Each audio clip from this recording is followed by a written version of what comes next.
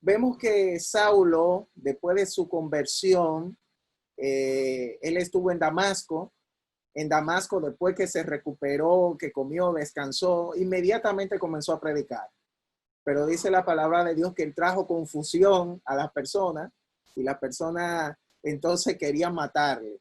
Se recluyó en una casa, algunos de los discípulos lo estaban cuidando y no sé cómo lo sacaron de la casa sin que ese grupo, ese escuadrón de oración de la muerte, lo encontraran y lo sacaron en una canasta por la muralla. Y después de ahí fue a Jerusalén. En Jerusalén, él fue, pero el que lo tomó para presentarlo fue Bernabé. Obviamente vemos la importancia de este personaje de Bernabé en la vida de Pablo. Bernabé, la persona que se arriesgó una y otra vez para estar con Pablo, y ahí lo presenta ante los apóstoles. Según la narrativa que nosotros vimos en la otra ocasión, nos dimos cuenta de que no fue Pablo ni siquiera que habló, sino que fue Bernabé, habló por Pablo, y Pablo no habló con los apóstoles. En Jerusalén ya no estaban muchos discípulos, sino que ya se habían esparcido por la persecución que él mismo había producido. Entonces, él estando allá, comenzó a evangelizar a los griegos. Pero los griegos también pensaron lo mismo de matar a Pablo. Y ahí, entonces, los discípulos y los apóstoles le dijeron, bueno, Pablo, es mejor que ya tú te vayas a Damasco. Le prepararon todo. Y entonces podríamos decir que sacaron a Pablo de la ecuación. Ya Pablo no estaba. No supieron de Pablo 14 o 15 años más adelante, después de ese tiempo. Y lo que vamos a ver rápidamente es qué hizo Pablo en ese tiempo, en esos 14 años.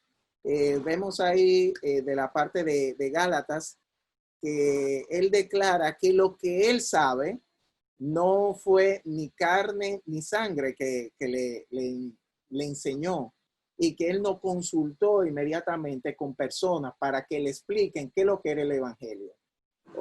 Anteriormente habíamos hablado que el Señor le había prometido que iba a seguir apareciéndose a él. Y con Ananías le dijo, se te va a aparecer el justo y con su boca él te va a enseñar lo que tú tienes que saber, y que Dios te va a hablar, el Señor Jesús te va a hablar tanto por revelación como por visión.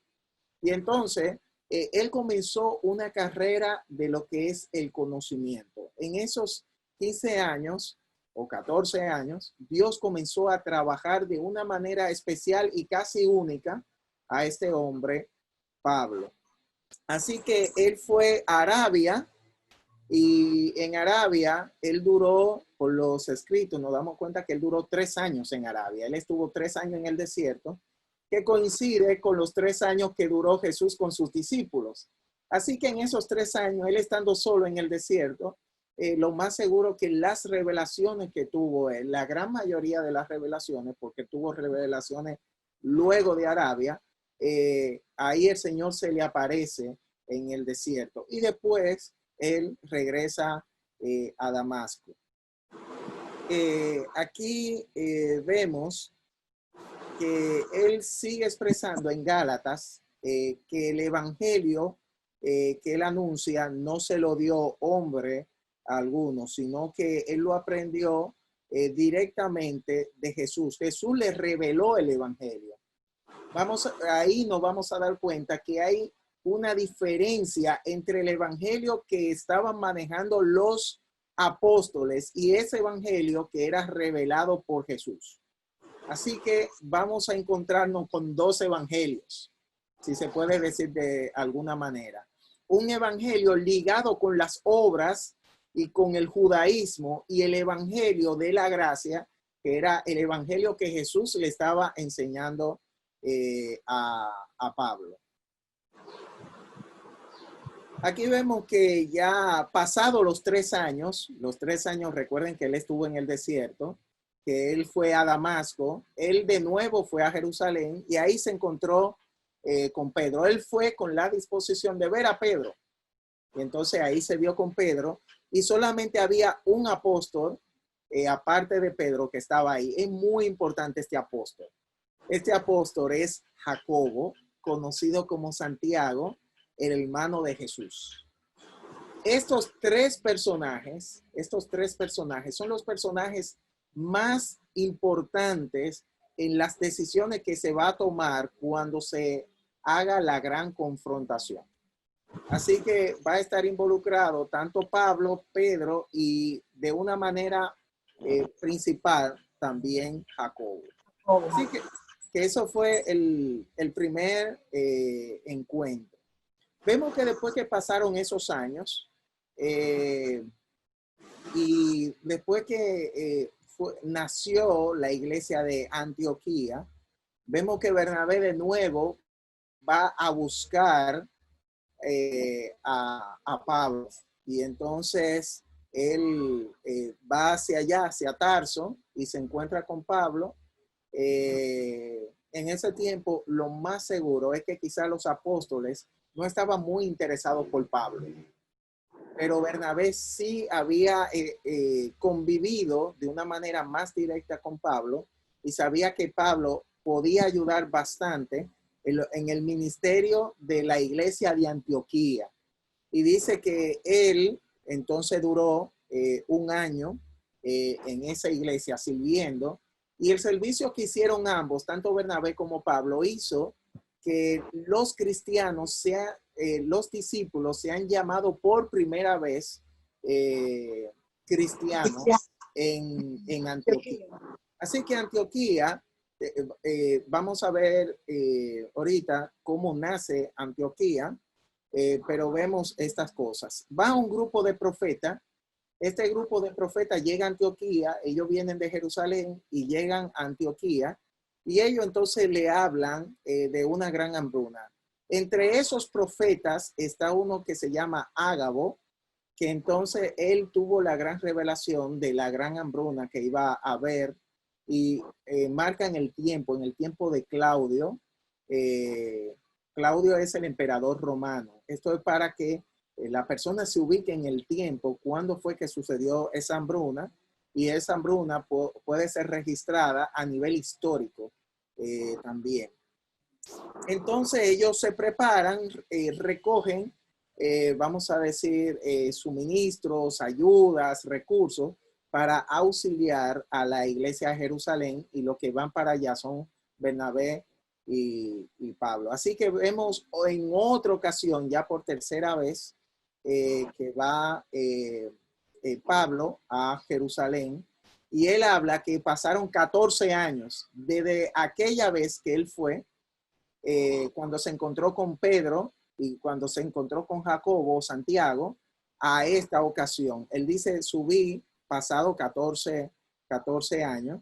Él fue también con Tito, y él le explica que él subió allá por una revelación. La revelación fue la revelación que le dieron el profeta Ágabo a él.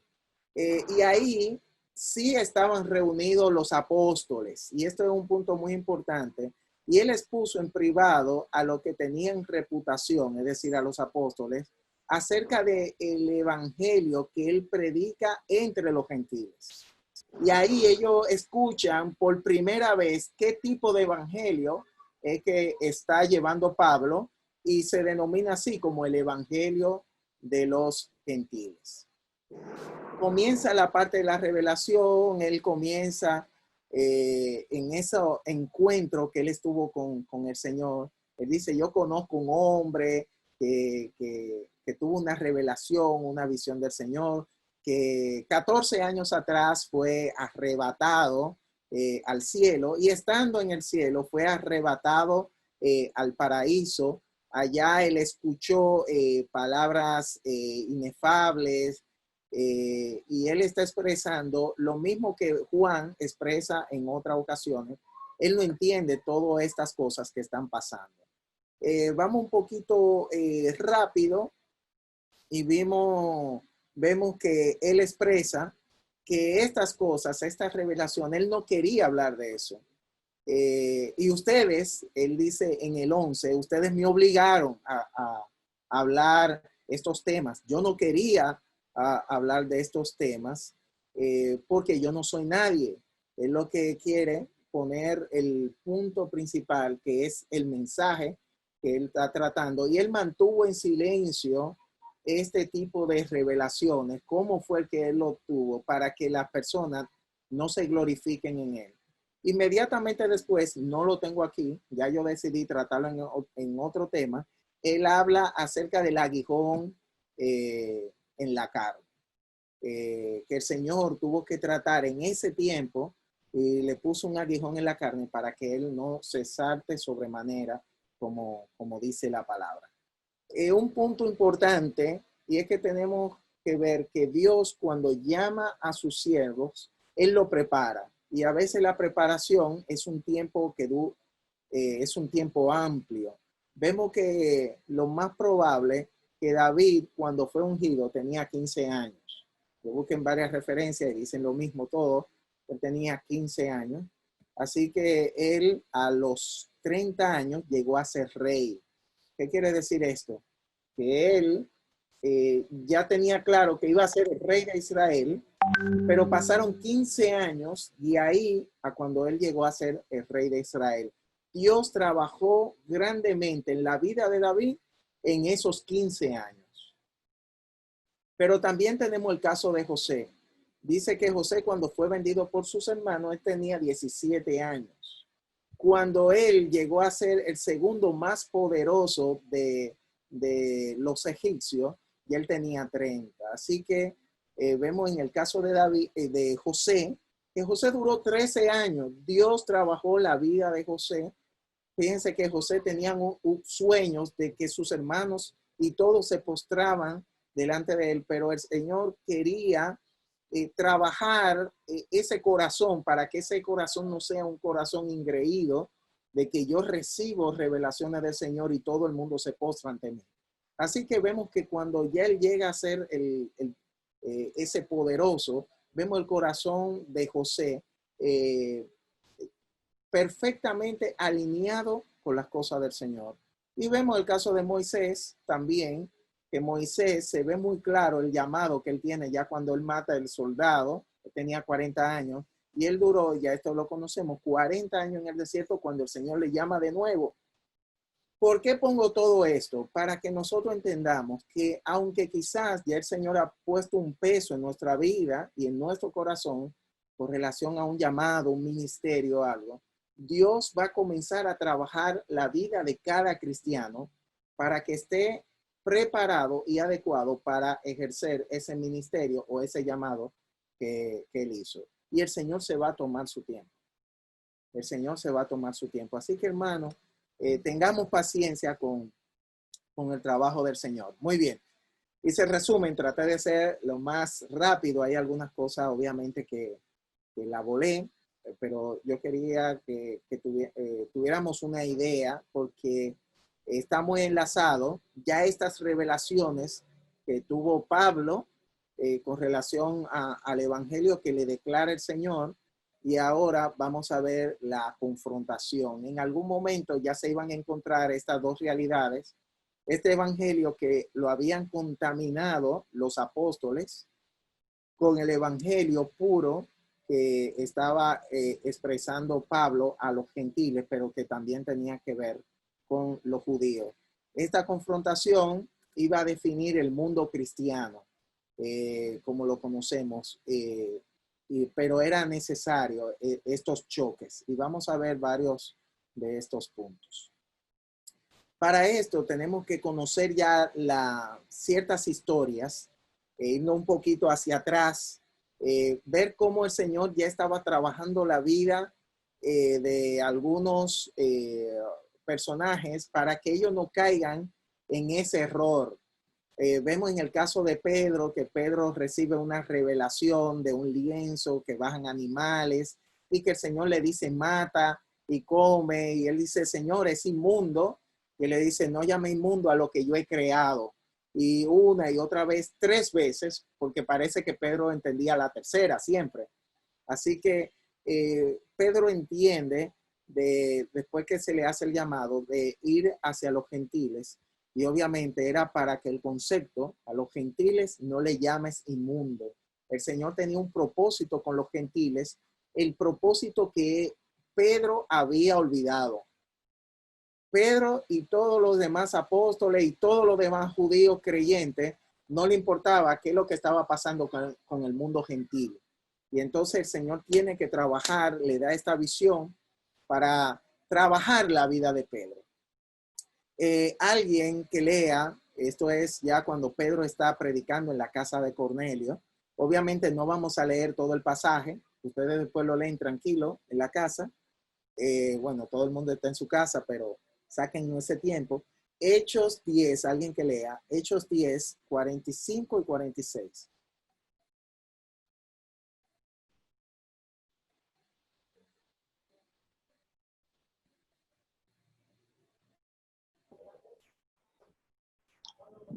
Los fieles de la circuncisión que habían venido con Pedro se quedaron atónitos de que también sobre los gentiles se derramase el don del Espíritu Santo, porque los oían que hablaban en lenguas y que magnificaban a Dios. Muy bien. ¿Cómo se expresa de ese grupo? ¿Cómo ese grupo, cómo ellos se llamaban? Se denominan. O se denomina, esa es la palabra. Gracias, mira. Los fieles de la circuncisión. Los fieles de la circuncisión. Entonces vemos que, y obviamente está la palabra fieles. Nosotros somos los fieles de la circuncisión. Fíjense el criterio que tenían, y dentro de eso estaba Pedro. Es decir, dentro de ese grupo, porque Pedro fue con un grupo, él no fue solo, entonces él tiene ese encuentro. Él todavía estaba predicando según la narrativa bíblica y se derramó el Espíritu Santo. Ellos comenzaron a hablar en otras lenguas y vemos un hecho muy similar al día de Pentecostés. Así que, ¿cómo quedaron esos fieles de la circuncisión cuando escucharon a los demás hablar en otras lenguas? Y Atónitos. se quedaron atónitos. Sorprendidos. No debían de quedarse atónitos, según lo que le dijo el Señor. Claro. El Señor le había dicho, ustedes tienen que salir a predicar a todo el mundo entero. Mas, sin embargo, ellos entraron en una desobediencia. Ellos, por alguna razón, ellos entendían que eran solamente ellos. Así que vemos esta parte de que ellos se quedaron asombrados. Ahora, después que estuvo la conversión de Cornelio, ellos regresaron a la iglesia, ellos regresaron a Jerusalén.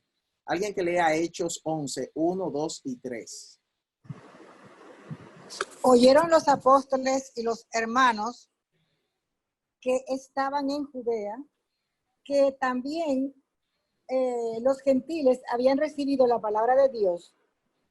Y cuando Pedro subió a Jerusalén, disputaban con él los que eran de la circuncisión, diciendo, ¿por qué has entrado en casa de hombres incircuncisos y has comido con ellos?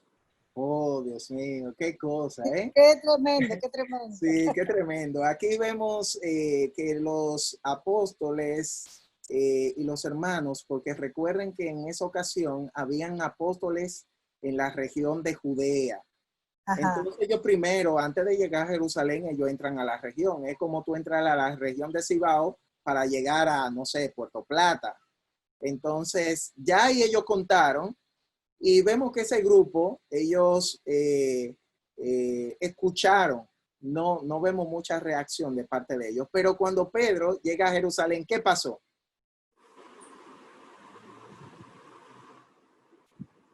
A Jerusalén. Sí, cuando llegó a Jerusalén, ¿qué pasó? Disputaban con él los que eran de la circuncisión. Exactamente. Vemos de nuevo el grupo de la circuncisión. Y disputaban con él, que era el líder.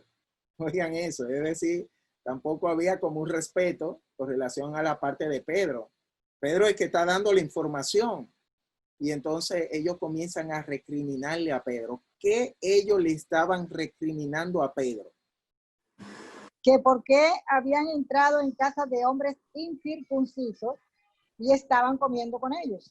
Exacto. Vemos que los judíos ya tenían una forma de comportarse con relación al grupo gentil. Nosotros no compartimos con ellos. Y nosotros no entramos a su casa y nosotros no comemos con ellos. Entonces era algo ya que era una práctica de ellos y ellos diciéndole, pero Pedro, ¿qué pasó contigo? Que tú hiciste eso, juntándote con esa gente, entrando a su casa, comiendo con ellos. Y no puse todo el pasaje, porque Pedro comienza a hablar toda la revelación que le dio el Señor en la visión, cómo él llegó a la casa de Cornelio, cómo se convirtieron, cómo ellos hablaron en otras lenguas, y todo, él le cuenta la historia. ¿Qué pasó con ellos cuando ellos escucharon todo esto? Hechos 11, 16, 17 y 18.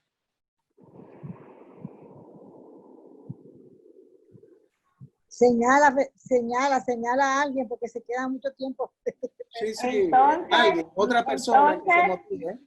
Entonces me acordé de lo dicho por el Señor cuando dijo, Juan ciertamente bautizó en agua, mas vosotros seréis bautizados con el Espíritu Santo. Y Dios pues les concedió también el mismo don que a nosotros que hemos creído en el Señor Jesucristo. ¿Quién era yo que pudiese estorbar a Dios?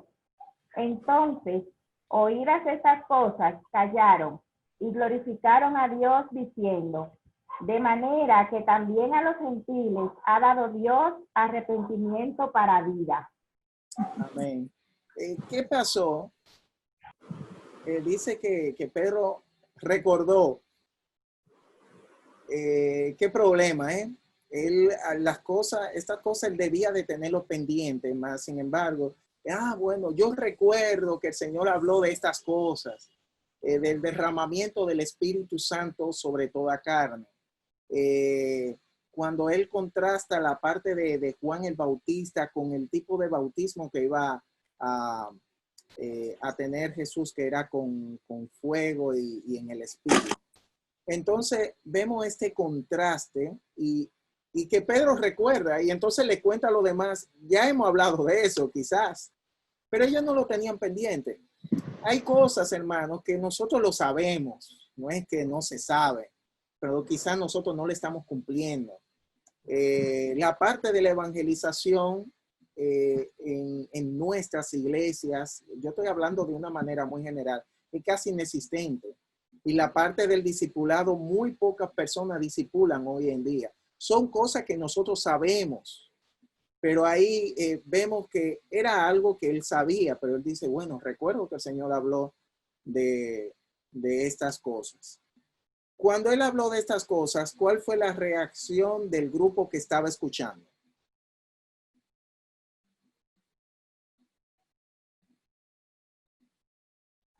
Glorificaron a Dios porque decían que también a los gentiles le era dado.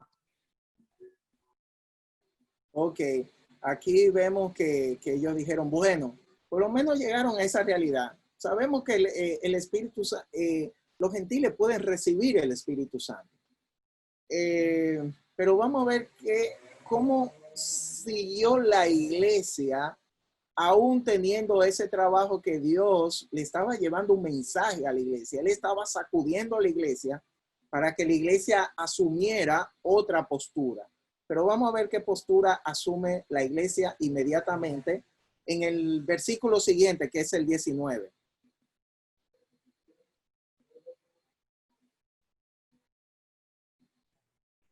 Ahora bien, los que habían sido esparcidos a causa de la persecución que hubo con motivo de Esteban, pasaron hasta Fenicia, Chipre y Antioquía, no hablando a nadie la palabra, sino solo a los judíos. Bien, aquí vemos el resultado del grupo que ha sido instruido por los apóstoles, ese grupo que fue esparcido. ¿Dónde fueron ese grupo que fue esparcido después de la persecución, después de lo de Esteban, que ya nosotros lo hemos trabajado? ¿Dónde fueron? Fenicia, Chipre y Antioquía. Exactamente. ¿Y cómo era su parte de la evangelización cuando ellos iban a esos pueblos? Solo le hablaban a los judíos. Exactamente, solamente le hablaban a los judíos. Es penoso que la iglesia, estamos hablando de la iglesia primitiva, había asumido ese error y estaban caminando en error. Y la Biblia está declarando este punto. Ahora, vemos que Dios tiene un plan y Él tiene un remanente. Vamos a ver qué pasó ahí mismo en Hechos 11, en el 20 y 21. Vamos a ver el remanente y vamos a ver cuál fue el nacimiento de la iglesia de Antioquía.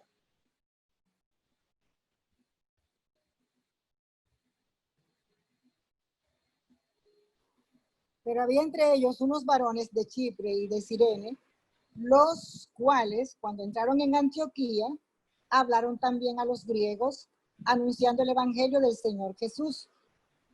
Y la mano del Señor estaba con ellos, y gran número creyó y se convirtió al Señor. Muy bien, aquí vemos un remanente. De estos hombres, ¿de dónde eran ellos? Chipre y de Cirene. Y de Cirene. Entonces, estos, lo más probable, se sumaron al grupo. Mientras ellos iban caminando, es muy probable que estos se hayan convertido en la primera prédica de Pedro en el día de Pentecostés. Por lo menos ese es el criterio que se tiene. Porque recuerden que ellos no le estaban predicando a los gentiles, solamente eran los judíos. No sabemos cuál fue el empuje, pero vemos que Dios tenía este remanente y se levantan estos varones. Y ellos comienzan a predicar ¿en qué lugar? Chipre y Cirene. Ellos eran de ahí. Fueron a Antioquía. En Antioquía. Y ahí predicaron ¿a qué grupo? A los griegos, anunciando el evangelio del Señor Jesús. El evangelio del Señor Jesús. Ellos le anunciaron a Jesús. ¿Y cómo le fue a ellos? Alguien que no se amerita. Ay, sí, porque no es que se demora mucho sí. para participar. Sí, no Dice Guillermo que un gran número creyó y se convirtió al Señor. Amén. Recuerden que esto es estudio bíblico. Y la idea es que podamos participar y eso. Participen todos, sí señor. Estoy de acuerdo. Entonces, es la idea. Le motivo a eso porque lo que tú lees, lo confronta, eso es un conocimiento que se queda tuyo.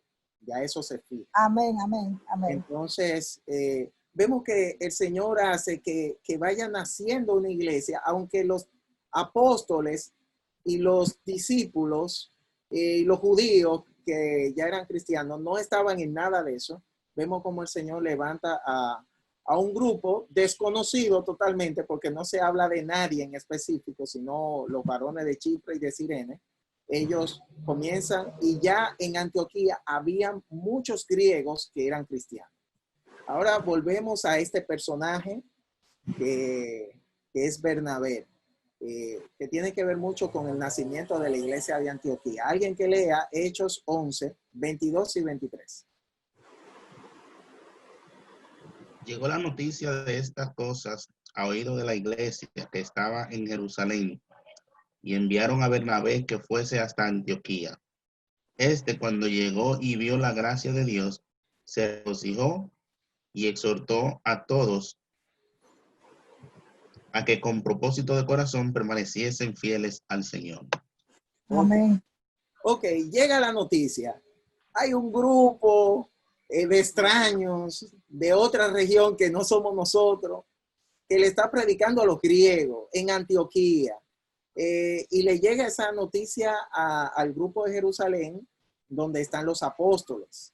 Entonces, bueno, hay que hacer algo con relación a eso. Entonces, ¿a quién envían?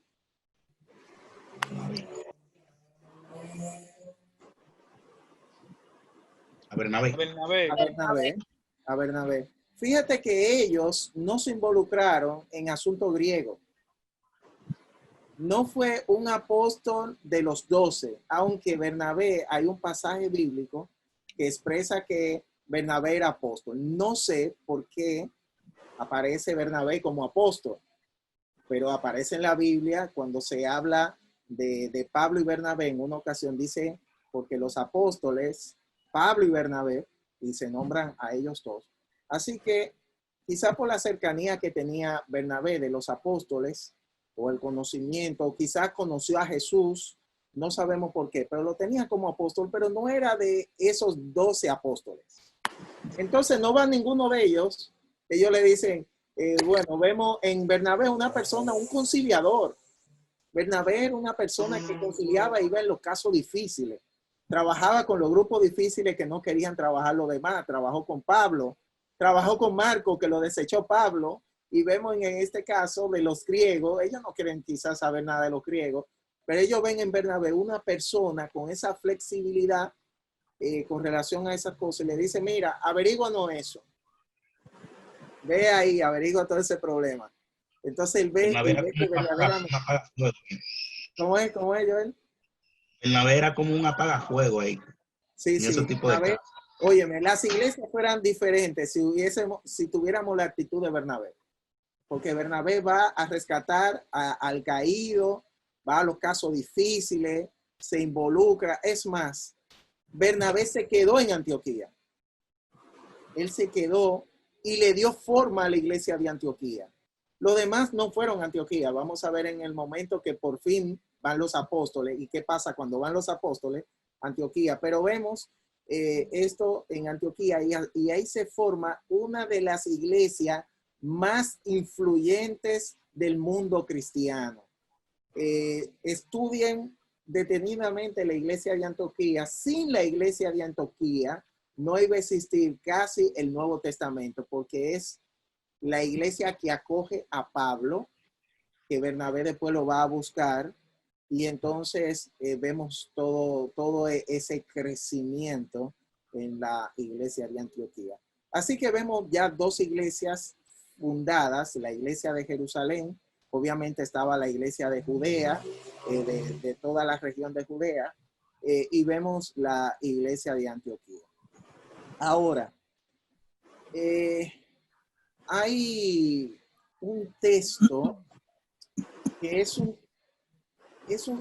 uno de los textos biográficos más importantes de la vida de Pablo, porque ahí Pablo expresa cómo era vivir, cómo él vivía en la ley. En lo otro, él habla de doctrina, con relación a lo de la ley, lo de Romanos y eso. Él habla a nivel doctrinal, pero en este caso él habla a nivel personal, cómo era él cuando él era fariseo, cuando él era judío. Esto es algo muy importante. Esto es el pasaje que se encuentra en Romanos 7, del 7 al 25. No vamos a leer todos esos pasajes, le puse ahí, para que en la casa ustedes puedan leer eso, para que vean la diferencia que es de tú ser una persona religiosa y tú ser un hijo de Dios, un cristiano. Entonces él está hablando de la frustración que él tenía con seguir la ley y ser un fariseo. Es lo que nosotros vamos a leer. Solamente vamos a leer algunos versículos. Ya lo hemos leído, pero es un texto que lo hemos sacado siempre mucho de contexto. Cuando lo leamos van a recordar, pero eso es en el tiempo cuando él no era un cristiano, sino que él era un religioso, era un judaizante, y él era un seguidor de la ley, y él era un fariseo. ¿De acuerdo? Alguien que lea Romanos 7, 14, 15 y 16. Amén. Porque sabemos que la ley es espiritual, mas yo soy carnal, vendido al pecado, porque lo que hago no lo entiendo, pues no hago lo que quiero, sino lo que aborrezco, eso hago. Y si lo que no quiero, esto hago, apruebo que la ley es buena. Ok. Aquí vemos que él comienza a contrastar la ley. Y él está diciendo, yo soy un seguidor de la ley, si leemos más arriba. Ahora, cuando yo, entre más seguía la ley, más me daba cuenta de mi pecado. Y entre más estudiaba la ley, más yo pecaba, porque tenía ya la conciencia del pecado. Y aquí él dice, porque sabemos que la ley es ¿qué? Según el 14, ¿cómo es la ley? Espiritual. Es espiritual, pero hay un problema. Si no está el Señor ahí, está la ley que es espiritual. ¿Qué era él? Carnal. Yo soy carne y ya yo fui vendido al pecado. Es decir, yo estoy tratando de hacer algo que es espiritual, pero yo soy totalmente carne. Cuando hablamos de carne, sabemos que es la pasión, los deseos personales. Es lo que está diciendo. Mis deseos personales y todo está ya permeado por el pecado. Y yo quiero seguir algo que es enteramente espiritual. Entonces, ¿cuál es el problema que él se encuentra en el versículo 15? Que es muy conocido. Porque lo que hago no lo entiendo, pues no hago lo que quiero, sino lo que aborrezco. Eso hago.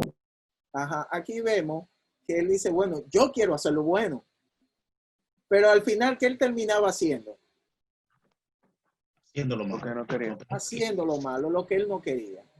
Así que él dice, con todo esto yo apruebo que la ley es buena, que la ley es santa. Es decir, porque tuvo un choque con alguien carnal y lo que ha hecho la ley es declararle que él es carnal y que por más que él se esforzaba en su vida de fariseo, al final él terminaba aborreciendo.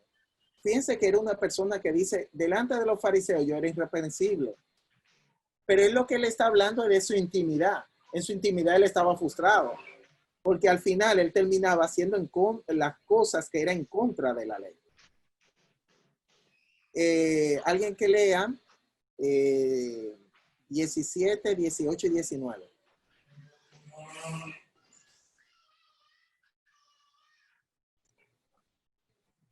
De manera que ya no soy yo quien hace aquello, sino el pecado que mora en mí. Yo sé que en mí, esto es mi carne, no mora el bien, porque el querer el bien está en mí, pero no el hacerlo. Porque no hago el bien que quiero, sino el mal que no quiero, eso hago. Ok, aquí él sigue expresando el mismo problema. Ya hay algo permeado en el que es la carne. Él dice, yo lo que quiero hacer es una cosa. Al final, yo termino haciendo siempre lo contrario a lo que dice la ley. En el 24 dice, miserable de mí, ¿quién me librará de este cuerpo de muerte? Es decir, yo estoy muerto. Él expresa, la ley me ha matado. Estoy muerto bajo la ley. Y vemos esa frustración que tiene él viviendo esta vida de pecado. Este texto se ha utilizado mucho en lo que tiene que ver el cristiano. Y este texto tú no lo puedes abocar en lo que es la vida cristiana. Es lo que está hablando de una persona religiosa que trata de cumplir la ley, pero al final él no puede cumplir la ley. Entonces, ¿por qué yo destaco todo esto, este enfrentamiento que él tuvo de la vida religiosa versus la vida de la gracia? Porque esto era lo que se estaba arrastrando en el otro grupo. Él tuvo esa crisis y vemos que el Señor le ayudó. Ahora, los versos que siguen, ya yendo a Romanos 8, el 1 y el 2, vamos a ver un cambio radical que él tuvo. Alguien que lea el 1 y el 2. Ahora, pues, ninguna condenación hay para los que están en Cristo Jesús, los que no andan conforme a la carne, sino conforme al Espíritu. Porque la ley del Espíritu de vida en Cristo Jesús me ha librado de la ley del pecado de la muerte. Muy bien, aquí vemos un cambio radical. Hay una palabra que explica tiempo que aparece ahí. ¿Cuál es? Ahora, Ahora. Es decir, todo lo otro, ¿qué es? Lo que él era antes. antes. ¿De acuerdo? Él dice, todo eso yo tenía todo ese problema. Yo era religioso, yo trataba de cumplir la ley. No se puede cumplir la ley, es imposible cumplir la ley. Hay grupos religiosos cristianos que ellos tratan de cumplir la ley. Y él dice que eso no se puede, es imposible cumplir la ley. Y ya él lo sabe por experiencia. Entonces, esta experiencia que él tuvo y esta liberación que él tuvo, vamos a ver cómo él defiende esto de una manera vigorosa.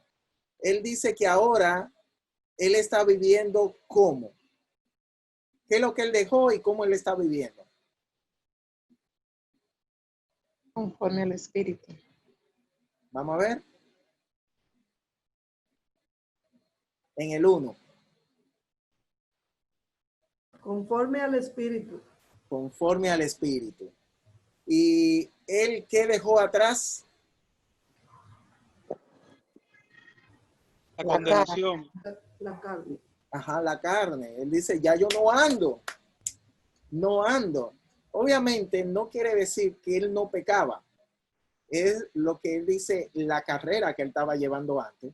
Era una carrera sin Dios, sin el perdón de Dios, con todo el pecado y sin la posibilidad de cumplir la ley. Ahora él dice, ahora yo estoy con Jesús. Ahora yo ando conforme al Espíritu. No ando conforme a la carne. Entonces, ¿de qué lo libró el Señor? El Señor lo libró ya de 3 cosas. Por eso vemos ahí que él está tan contento. ¿De qué lo libró el Señor?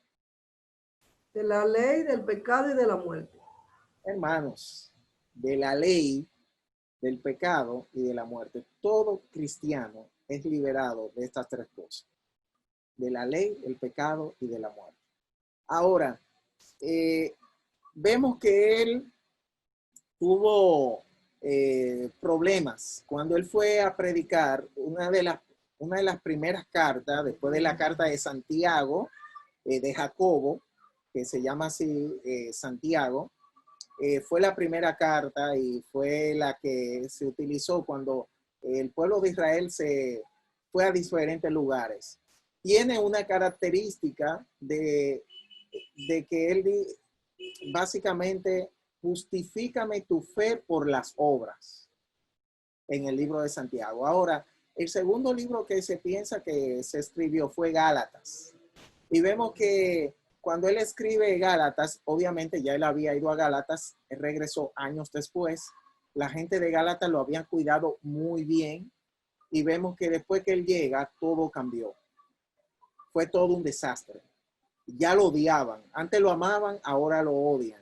Ellos habían ligado la gracia de Dios y habían quitado la gracia de Dios y ahora ellos se estaban circuncidando y estaban tratando de seguir la ley y todo esto. Y vemos algunas cosas que habla Pablo con la gente de Gálatas. Alguien que lea Gálatas 2, 4, 5 y 6.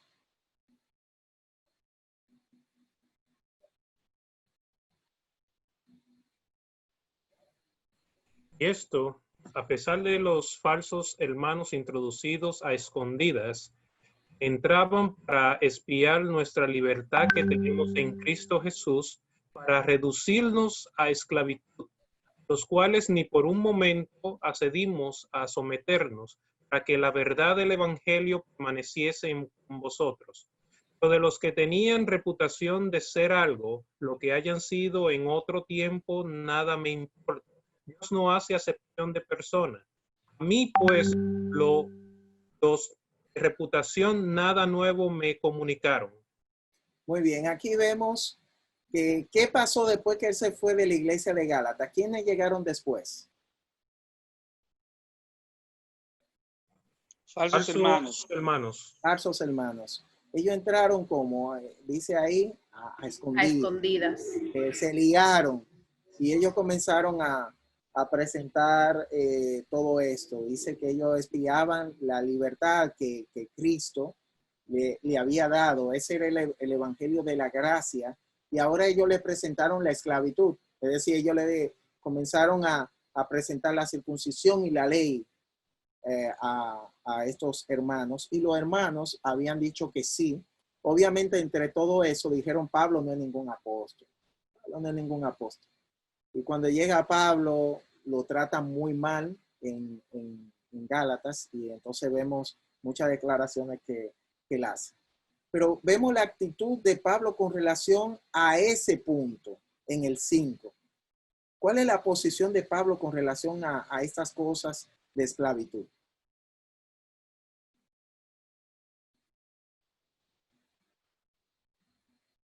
No accedió a someterse a ninguna de ellas. Exactamente. Él dijo, no, es que yo sé que eso es lo falso.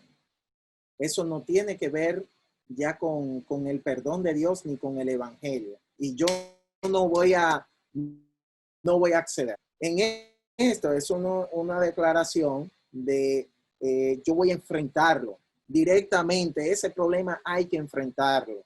Hermanos, a veces hay cosas que nosotros tenemos que enfrentarlos. Tenemos que enfrentar la posición de la verdad sobre todas las cosas. Vuelvo y digo, con relación a la parte de las elecciones que van a haber, el cristiano tiene que tener una postura clara con relación a la parte del matrimonio igualitario. Señores, matar niños y eso, ¿cómo va a ser que no importa? No tiene que importar. Y tenemos una responsabilidad. Entonces tenemos que poner una posición clara. No, la iglesia no estamos de acuerdo. Lamentablemente ahí, bueno, no voy a entrar en eso. Vamos a seguir con esto. Esto quizá lo diré más adelante. Muy bien. Y después él habla de qué grupo en el 6. ¿De qué grupo él está hablando? Él se expresa de alguna de aquellos que tenían reputación de ser algo. ¿De quién estaba hablando Pablo en este momento?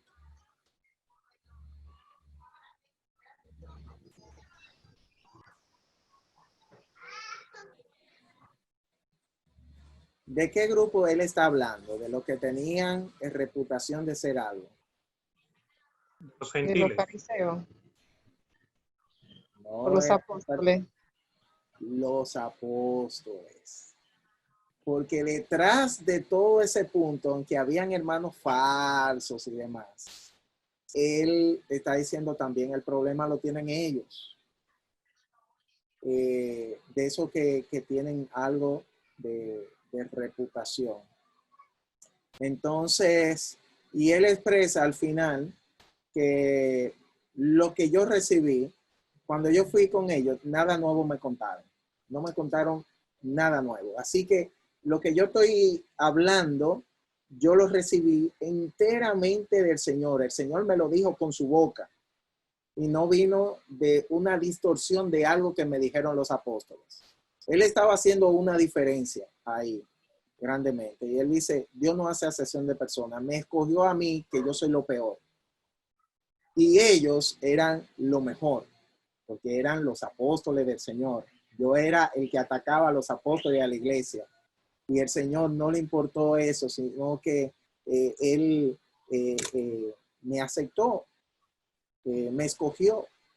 Entonces, y ellos no me contaron nada nuevo. Vamos a ver Gálatas 1, 6, 7 y 8.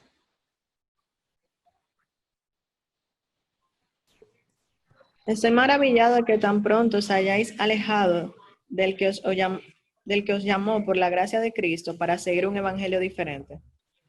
No que haya otros, sino que hay algunos que os perturban y quieren pervertir el evangelio de Cristo. Mas si aún nosotros o un ángel del cielo os anunciar otro evangelio diferente del que os hemos anunciado, sea anatema.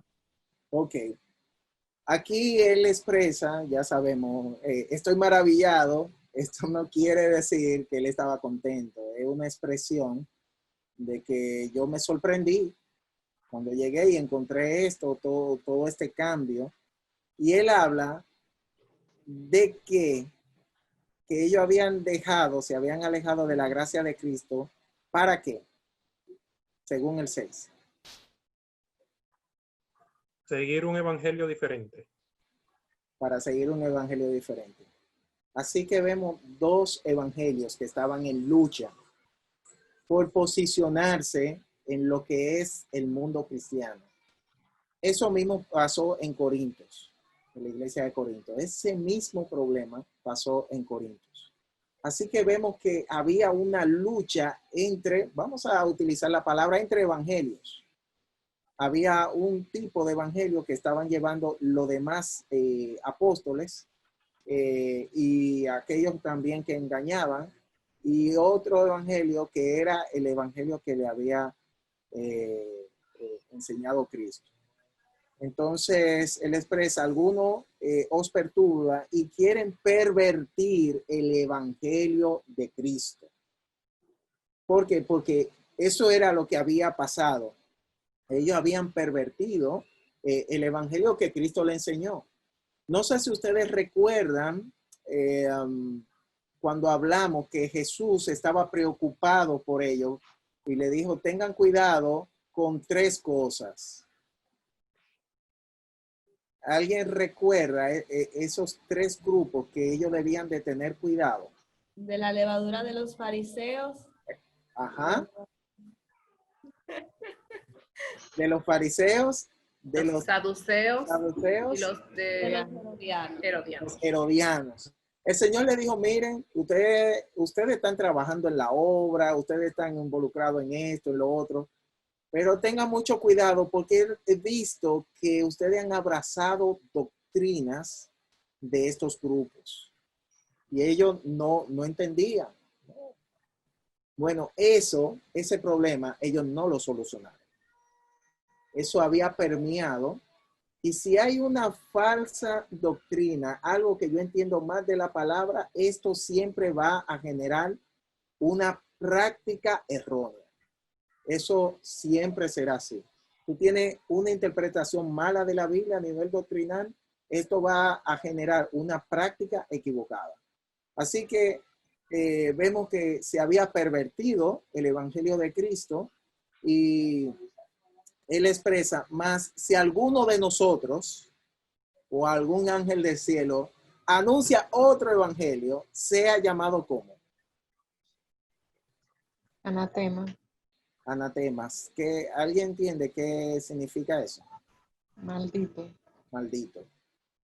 Entonces, él está hablando, más si alguno de nosotros, ¿de quién él está hablando? De los apóstoles, de los seguidores del Señor. Ajá, de los apóstoles.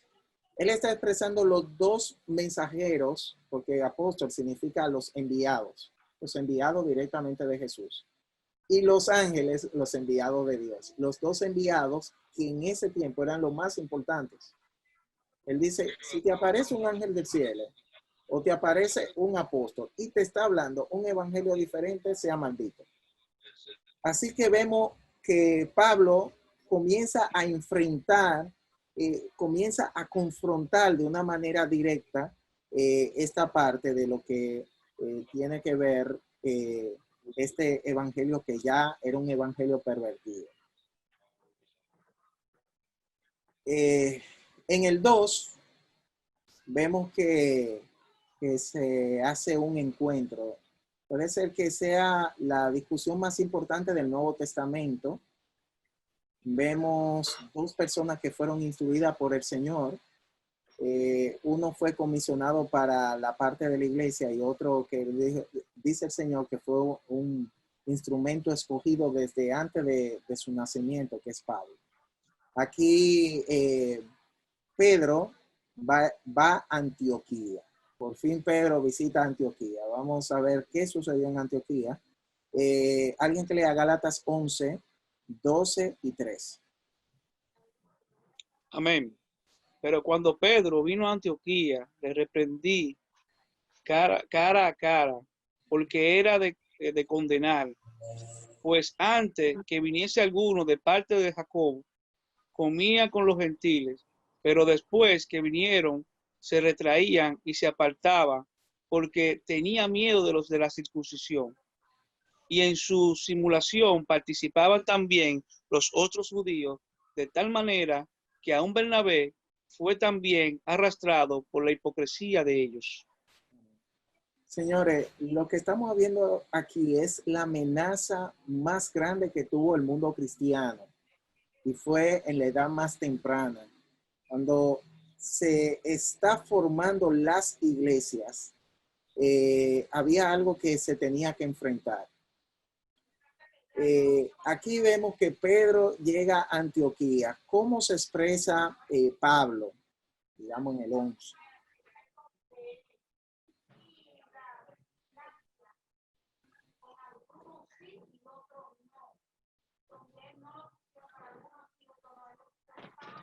Sé que le resistía cara a cara porque era de condenar. Condenar. ¿Qué entendemos por resistir cara a cara? Le salió al frente, lo enfrentó por lo que estaba haciendo mal. ¿Cómo? Ok, parece que el internet está malo. Creo que era Wilga que estaba hablando, no sé. Obviamente, aquí vemos que él no utilizó estar hablando por detrás y demás. Él dice, no, esto, él lo tiene que oír de mí. Yo lo tengo que enfrentar directamente. Esta salutación o esta reprensión, que al fin, él dice, he de condenar, es condenable lo que él está haciendo, fue delante de las personas. Obviamente algunos podrían decir, bueno, Pablo se excedió, pero el problema era demasiado grave para tratarlo solamente a puerta cerrada. Eso era algo que él tenía que reprender públicamente a Pedro, porque lo que él estaba haciendo, obviamente, era algo de condenar.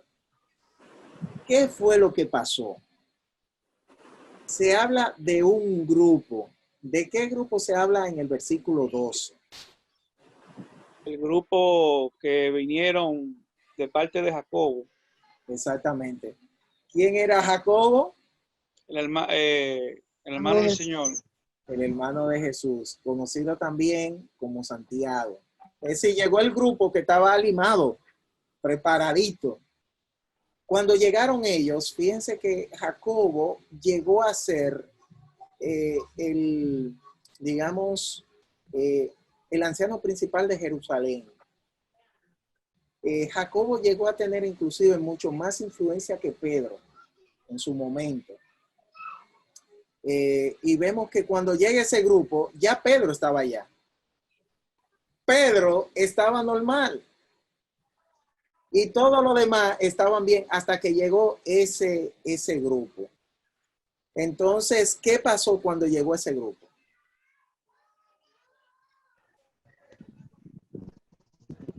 Pedro se asustó y quiso, no sé, Se retraía echarse y para se atrás. apartaba. Se apartaba. Él primero comía ¿con quiénes? Con los gentiles. Con los gentiles. Ahí el grupito que llegó con Pedro, porque lo más seguro que él no llegó solo, estaban comiendo bien. Había una armonía en la iglesia, en la iglesia de Antioquía, y todo estaba bien. Ahora llega este grupo, ¿y cómo expresa que estaba Pedro? Que tenía miedo de la circuncisión. Tenía miedo. Dice que primero comenzó, se retraía y eso, después comenzó a apartarse. Ahí está hablando de un proceso. Él estaba comiendo, vieron que llegó esa gente. No, espérate. Iba, no, que se retraía, se apartó y tuvo miedo de qué grupo. Ahora, ¿cómo se denomina ese grupo? Lo de la circuncisión. Lo de la circuncisión. ¿Recuerdan cuál era la postura del grupo de la circuncisión en aquella ocasión cuando Pedro fue y ellos le llamaron la atención lo de la circuncisión cuando él fue a casa de Cornelio? ¿Alguien recuerda?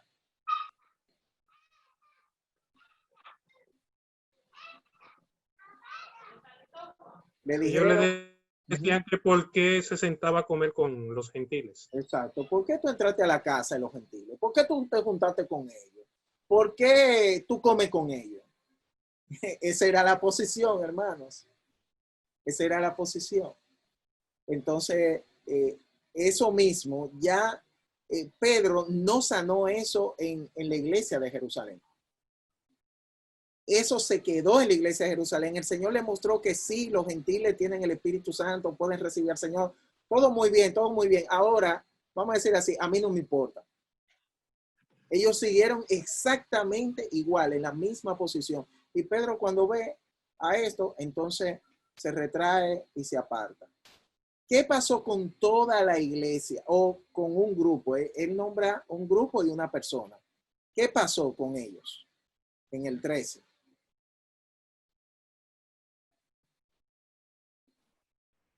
Dice que en su simulación participaban también los otros judíos y también aún Bernabé fue arrastrado por la hipocresía de ellos. Oigan, qué terrible. Hasta este momento, lo que es el mundo cristiano iba muy mal. Y vemos que lamentablemente Pablo estaba solo. Porque ¿quién era su compañero?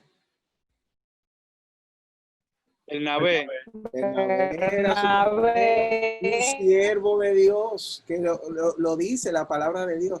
Ahora, Bernabé sintió la presión también. De seguro, Bernabé tuvo lo suyo, que Pablo, lo más seguro, Pablo habló después con Bernabé.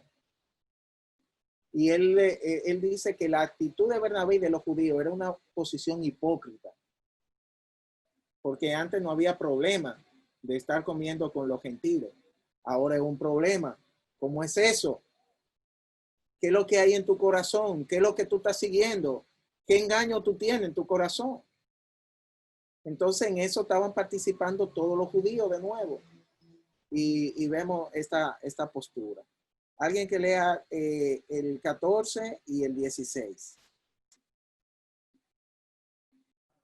Pero cuando vi que no andaban rectamente conforme a la verdad del Evangelio, dije a Pedro delante de todos, si tú siendo judío vives como los gentiles y no como judío, ¿por qué obligas a los gentiles a judaizar?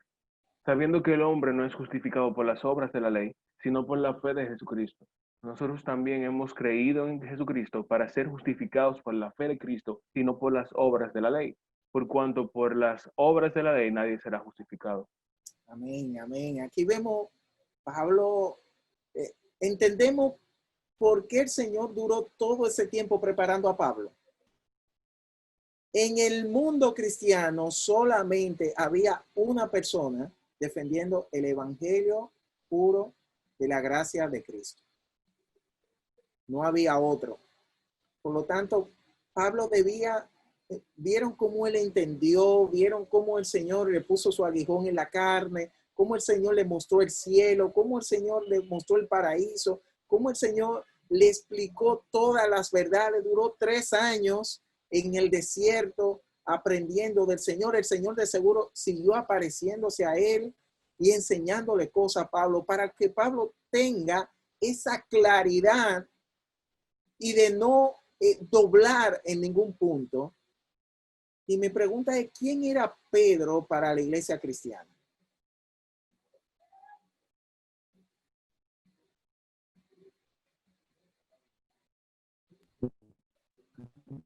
El principal de los apóstoles. Ok, abuela, tú te oyes como Megatron. Sí, él era la cabeza. ¿Designado por quién? Por el mismo Jesús. ¿Y quién le está llamando la atención? El que tiene el apostolado más dudoso, Pablo. Pero Pablo dijo, yo no voy a doblar.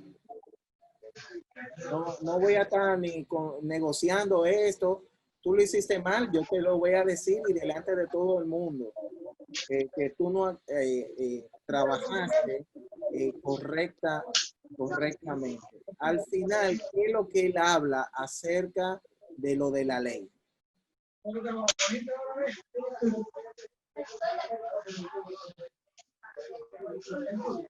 El 16.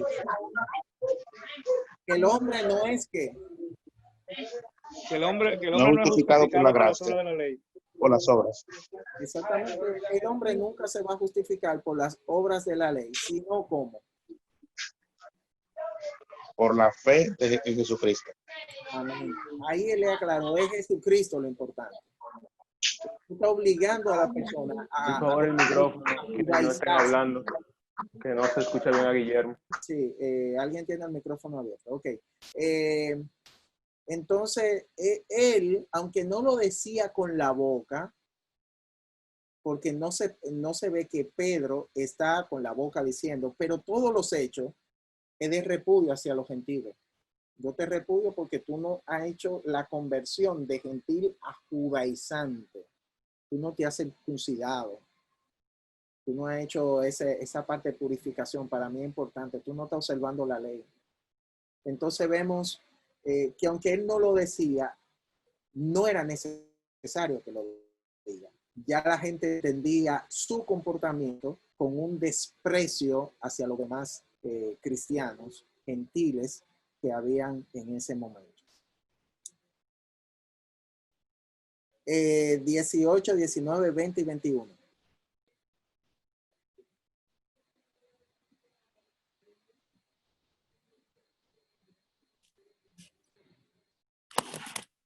Pero porque si las cosas que destruí, las mismas vuelvo a edificar, transgresor me hago. Porque yo, por la ley, soy muerto para la ley, a fin de vivir para Dios. Con Cristo estoy juntamente crucificado, y ya no vivo de Cristo en mí. Lo que ahora vivo en la carne, lo vivo en la fe del Hijo de Dios, el cual me amó y se entregó a sí mismo por mí. No desecho la gracia de Dios, pues si por la ley fuese la justicia, entonces por demás murió Cristo. Ok, muy bien. Entonces, él está hablando, si las cosas que destruí, ¿de qué él está hablando ahí?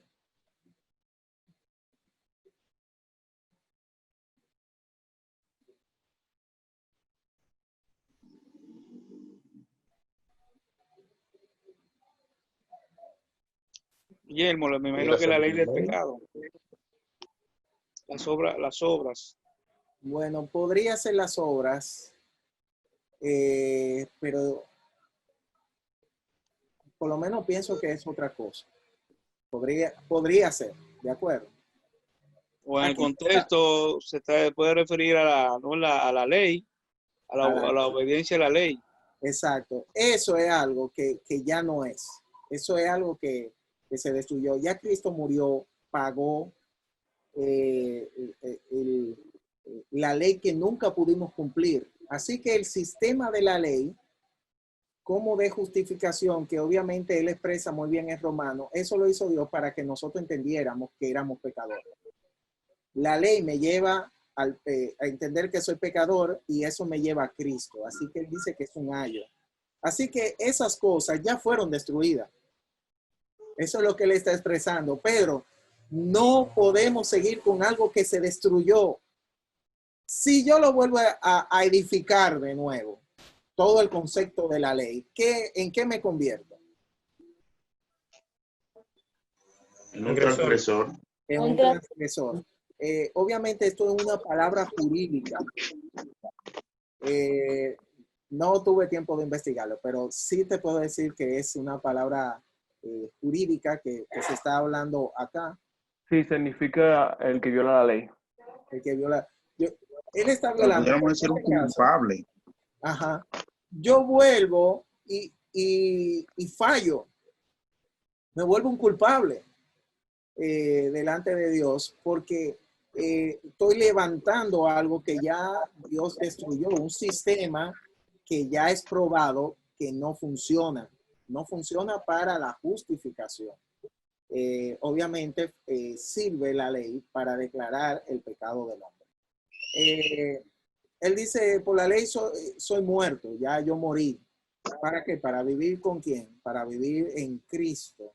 Y entonces él habla, ese texto que es tan importante fue dicho bajo este contexto. Con Cristo que estoy juntamente crucificado. Y ya no vivo yo, mas vive Cristo en mí. Lo que ahora vivo en la carne, lo que quiere decir, lo que estoy viviendo mientras estoy en este cuerpo, es la idea, no en la carne con la carnalidad, la debilidad de la carne. Lo que dice, lo que yo vivo ahora con mi cuerpo, lo vivo en la fe del Hijo de Dios, el cual, ¿qué hizo? ¿Qué es lo que él hizo? Me amó. Me amó. Se entregó a sí mismo. Por mí. Y él dice, señores, eso fue lo que pasó. Ya nosotros es como si fuimos crucificados en el mismo momento que crucificaron al Señor. Todo dice que ahí se clavó todo el peso de la ley que me era contrario. Ya eso fue clavado ahí en la cruz.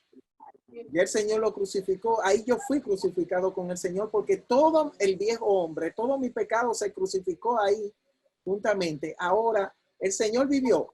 Yo vivo con él ahora. Entonces, vemos esta gran declaración. Pues si yo me justifico con la ley, que él concluye esta parte.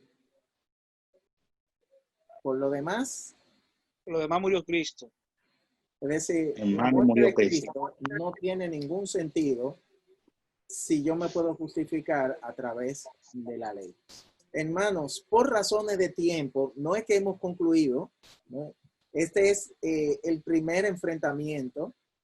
Quedan 2 enfrentamientos más que define el mundo cristiano.